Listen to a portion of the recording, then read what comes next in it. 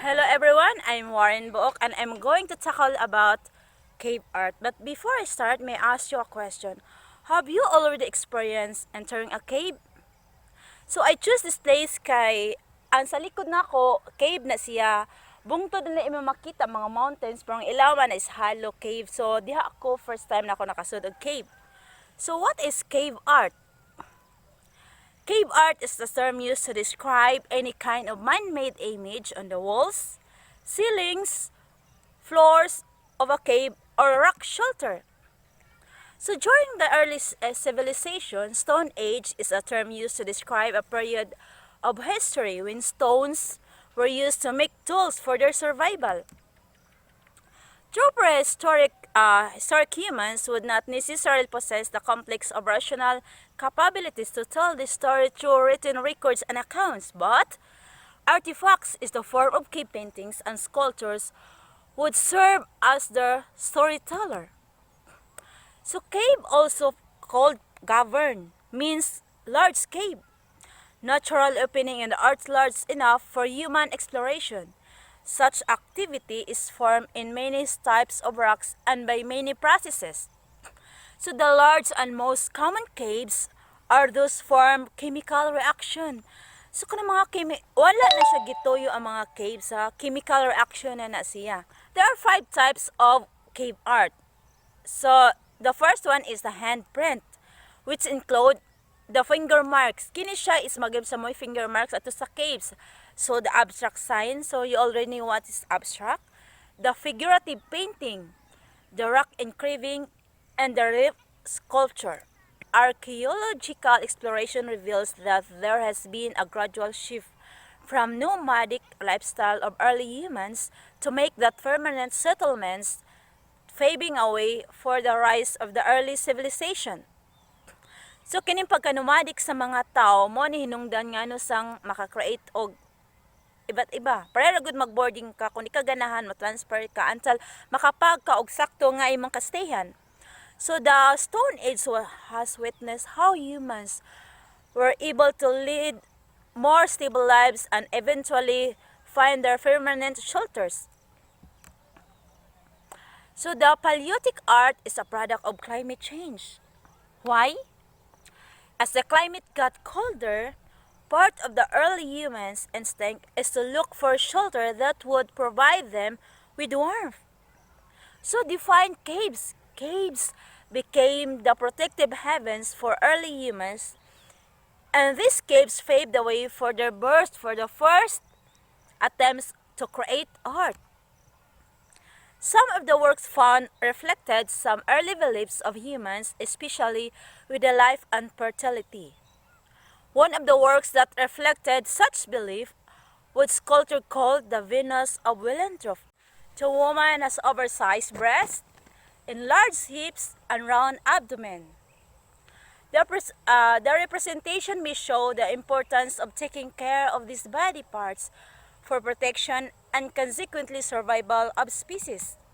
Most cave art is found in shallow rock shelters such as those formed by overhanging rocks. That place, dila mo kakita kalayo kistanan. But some was created on total darkness within deep uninhabited caves and was rarely seen by humans. Cave art are often in areas of caves that aren't easily accessed.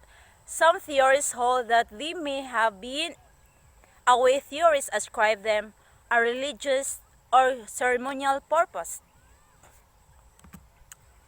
The most common themes in cave paintings are large wild animals such as bison, kay kita mo ng bison, hairy ni siya, dako ni siya kuan, horses, deer, and tracing hands.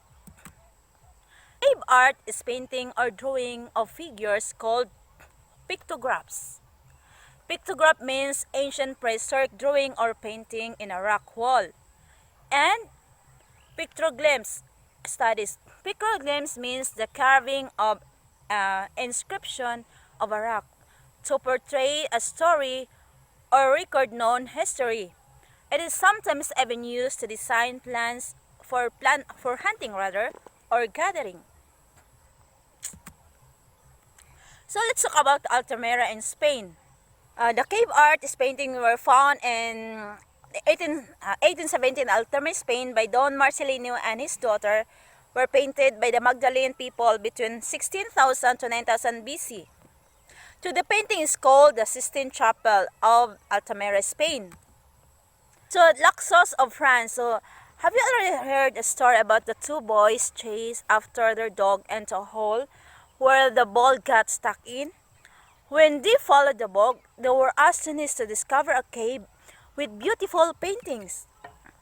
So the paintings were created around 15 BC before Christ in 1940, which would make them about 17 years old. So the cave paintings would eventually called the Halls of Bulls. So the next one is Chavet Pont d'Arc. I don't know how to utter this one. So cave in south of France is the newest cave painting to be discovered on December 18, 1994. Many of the animals, like ones in Luxor, were painted over each other. So let's talk about the characteristic of the Paleolithic art. Paleolithic art is intrinsically bound to anthropological, meaning it is study of human races, and archaeological, meaning the study of bones, stones, and ancient people. So it is considered to be an attempt by Stone Age people to gain some art to control over their environment, whether by magic or ritual. So there are three general themes that tend to appear in cave painting. The first one is human. Humans are rarely depicted in caves where they are drawn in a cartoon-like silhouette. And silhouette man gud siya is picture ni siya, something picture showing that the dark shape in a light.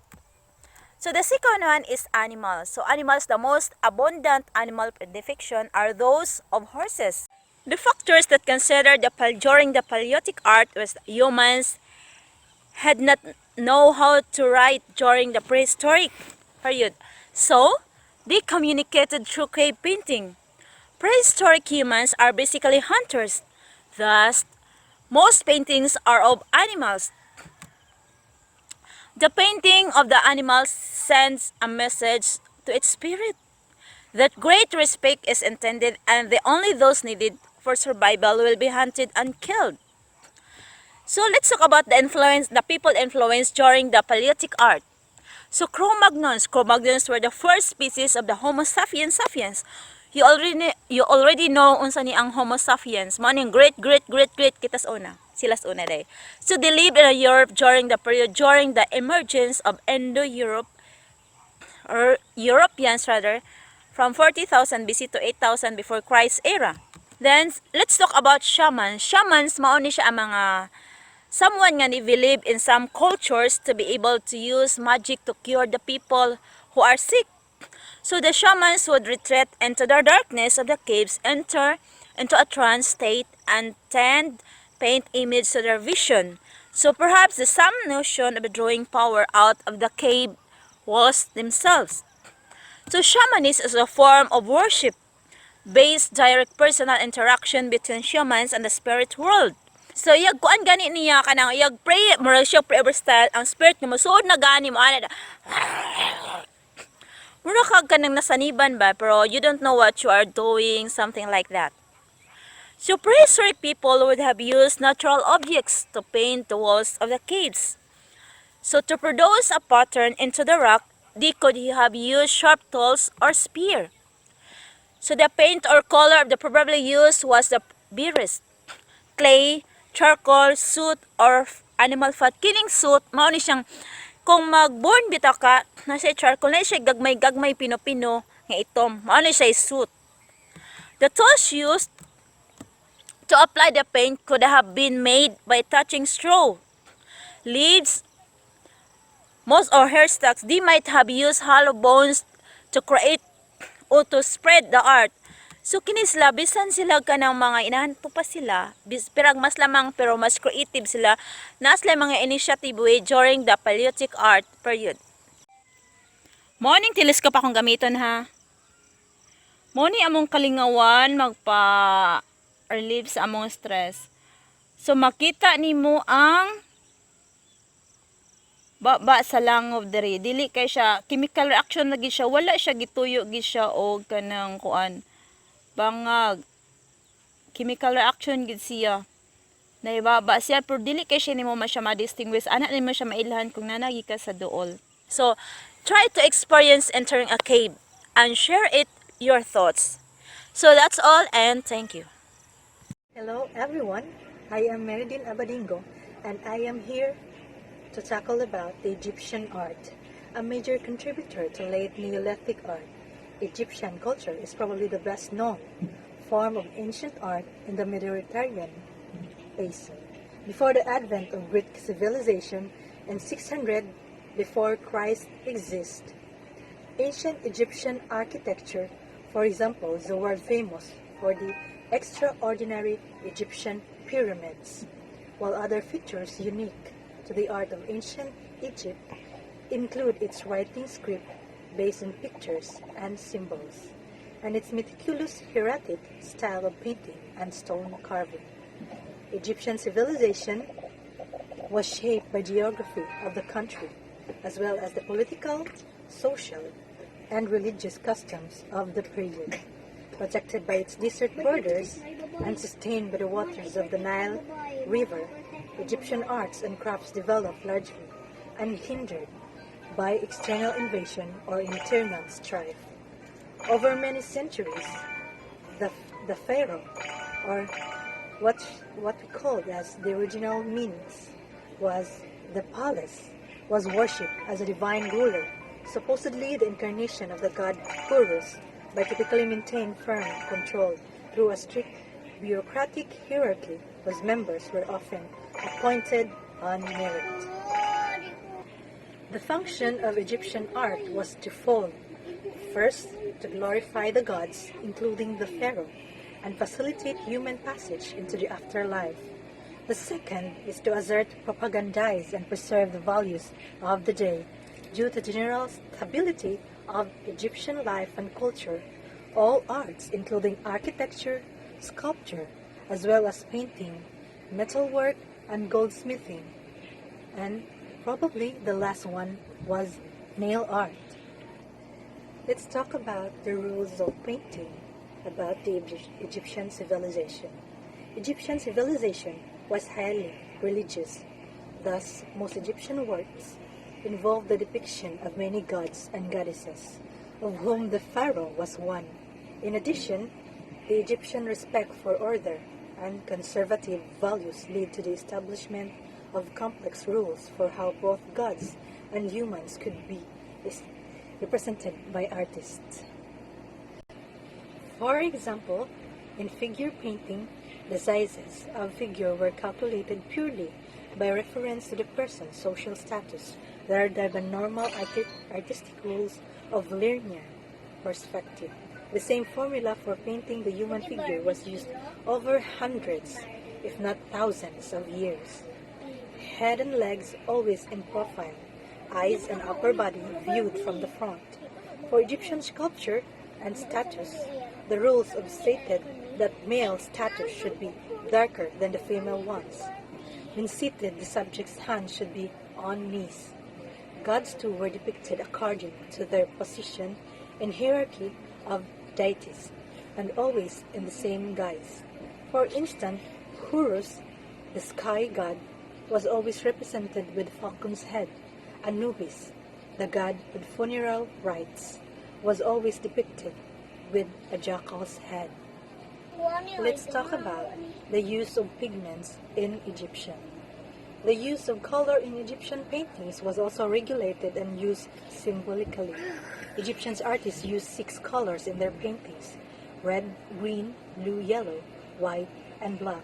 Red, being the color of power, symbolized life and victory, as well as anger and fire.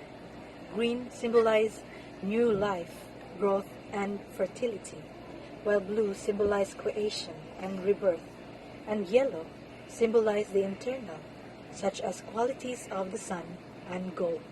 Yellow was the color of Ra and all of the pharaohs, which is why sarcophagi and funeral masks were made of gold to symbolize the everlasting and eternal pharaoh, who was now a god. White was the color of purity, symbolizing all things sacred, and was typically used in religious objects and tools used by a priest. Black was the color of death and represented the underworld and the night. Egyptian sculpture was highly symbolic and for most of Egyptian history was not intended to be naturalistic or realistic. Sculptures and statues were made from clay, wood, metal, ivory, and stone, of which stone was the most permanent and plentiful. Many Egyptian sculptures were painted in vivid colors. Production. For several centuries, incense room was the most powerful nations on earth, excelling all other at military organizations and warfare, engineering, and architecture. Its unique cultural achievements include the inventions of the dome and the growing for the development of, of concrete and a European-wide network of roads and bridges. Despite this, Roman sculpture and painters produced only a limited amount of outstanding. Of course, it is wrong to say that Roman art was devoid of inventions. Its urban architecture was groundbreaking, as was its landscape paintings and portrait prose, nor is it true that Norman's artists produced no great masterpieces. Witness the extraordinary relief sculpture on monuments like Arapacis Castile and Rajales Column, but on the whole we can say that Roman art was predominantly decorative and above all utilitarian. It is served a purpose, a higher good disseminations of Roman values along with a respect for Roman power. As it transpired, classical Roman art has Roman power. As it transpired, classical Roman art has been amazingly influential on many subsequent cultures. Origins. Although Rome was founded as far back as 750 BCE, it led precarious for several centuries. Etruscan moral sculpture and metal works were the tombs as well as their places, and to celebrate their military victories after the founding of the Roman Republic in 500 BCE. Etruscan influence waned and from 300 BCE, as the Romans started coming into contact with the flourishing Greek cities of southern Italy and the eastern Mediterranean. Greek art, a process known as Hellenization, so many Greek works of art were being taken to Rome as booty, and many Greek artists followed to pursue their careers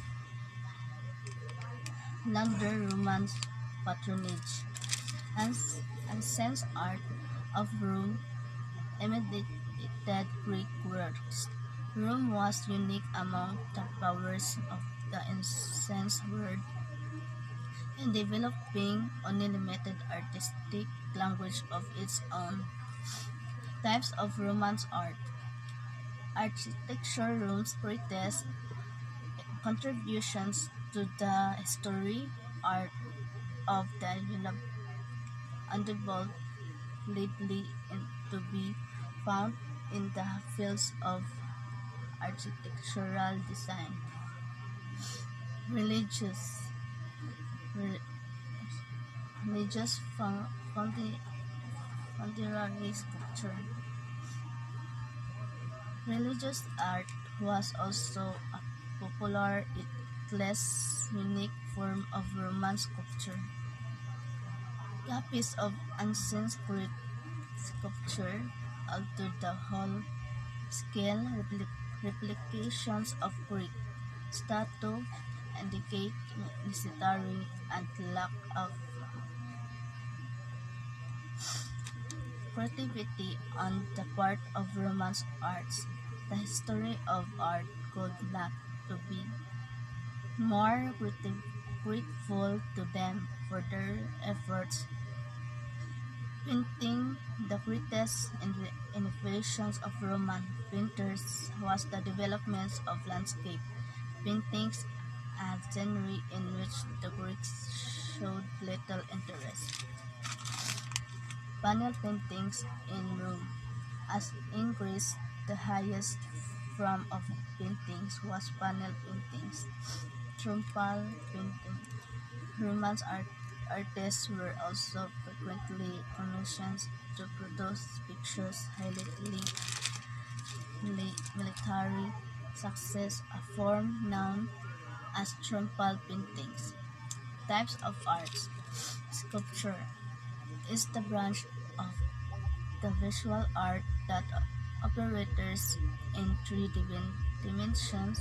It is one of the plastic arts. Three art paintings. Three are essential for a cleaner's environment. Trees look beautiful everywhere with amazing flowers.